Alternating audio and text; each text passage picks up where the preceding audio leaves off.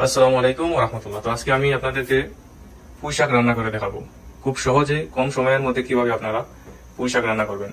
তো আমি আজকে পুঁই শাক রান্না করবো মাছ দিয়ে। 3 টুকরো মাছ আমি বড় টাইপের সাথে দিয়ে দিচ্ছি এবং 2টা পেঁয়াজ, কাঁচামরিচ এবং রসুন এবং একটা টমেটো আমি সাথে দিয়ে দিচ্ছি। তো চলুন শুরু করা যাক। তো প্রথমে আমি মাছগুলো ফ্রাই করে নিচ্ছি ভালোভাবে, তারপর আমি রান্না করবো। আপনারাও কিন্তু চাইলে এইভাবে রান্না করে দেখতে পারেন। পুঁই শাকের সাথে মাছ দিয়ে অনেক কিন্তু দারুণ এবং মজাদার সুস্বাদু খাবার হয়।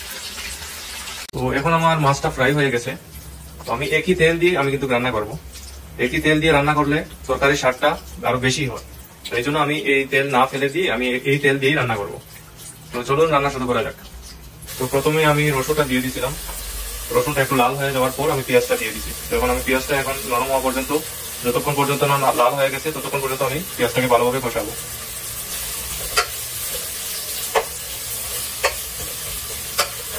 একটু সময় আমি রেখে দিয়ে দিব যাতে পেঁয়াজটা একটু নরম হয়ে যায়।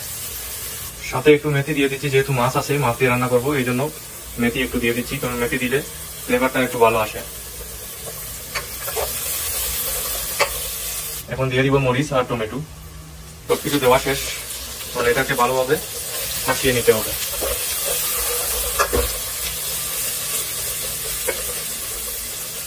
এখন দিয়ে দেবো 1 চামচ লবণ এবং পরিমাণ মতো মশলা। আমি শুধু হলুদটাই ব্যবহার করবো এবং মিক্স মশলা আছে, মিক্স মশলাটাই ব্যবহার করবো। এবার আমি দিয়ে দিব পুঁই শাক। আর পুঁই শাকে আমার পানি দিতে হবে না, যেহেতু পুঁই শাক থেকে অলরেডি পানি ছাড়বে, এই জন্য আর পানি দিতে হবে না।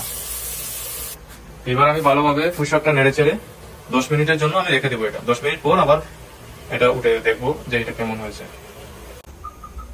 এবার 10 মিনিট হয়ে গেছে। এখন 10 মিনিট পর আবার ফিরে আসলাম। অলরেডি পানি ছেড়ে দিচ্ছে, শাকটা অলরেডি আমার হয়ে গেছে।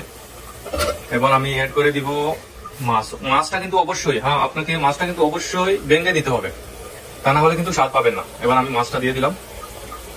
অলরেডি আমার শাক হয়ে গেছে। আর 10 মিনিট পর, 5 মিনিট পর আমি উঠাই ফেলবো। এখন একটু নাড়াচাড়া দিয়ে রেখে দেবো।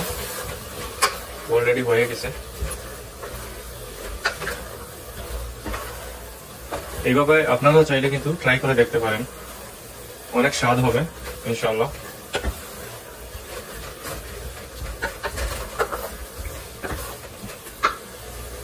পাঁচ মিনিট পর আবার চলে আসলাম, হয়ে গেছে মাশাআল্লাহ।